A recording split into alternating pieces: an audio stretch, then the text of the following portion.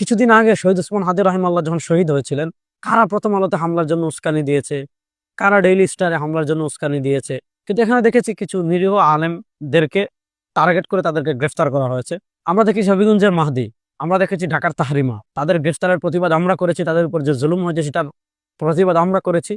সরকার বাধ্য হয়ে তাদেরকে দ্রুতই মুক্তি দিয়েছে। প্রিয় দর্শক, জুলাই বিপ্লবের পর বাংলাদেশে কেউ বৈষম্যের শিকার হোক, বাংলাদেশে কেউ আজগুবি বানোয়াট হামলার শিকার হোক, এটা আমরা কখনো চাই না। জুলাই বিপ্লবে মাদ্রাসার ছাত্ররা, আলেমদের অবদান কি, এটা তো সকলের সামনে প্রমাণিত। বিশেষ করে যাত্রাবাড়িতে, উত্তরায়, বাংলাদেশের বিভিন্ন অজপাড়া গায়ে মাদ্রাসার ছাত্ররা যেভাবে নেতৃত্ব দিয়েছে, আলেমরা যেভাবে রাজপথে নেমে এসেছিলেন, মসজিদে মসজিদে যেভাবে মানুষকে আহ্বান করেছিলেন, মানুষকে উদ্বুদ্ধ করেছিলেন, এগুলা তো দিনের সূর্যের আলোর মতো সুস্পষ্ট।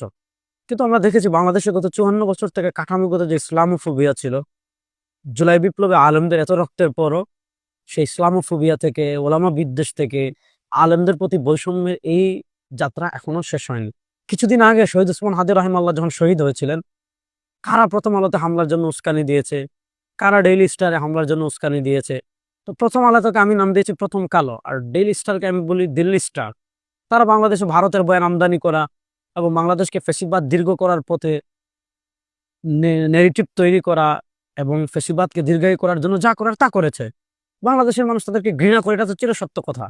কিন্তু তাই বলে আপনি তার অফিসে হামলা করবেন, আগুন দিয়ে জ্বালিয়ে দিবেন, এটা আমরা কখনো সমর্থন আগেও করিনি, এখনো করি না।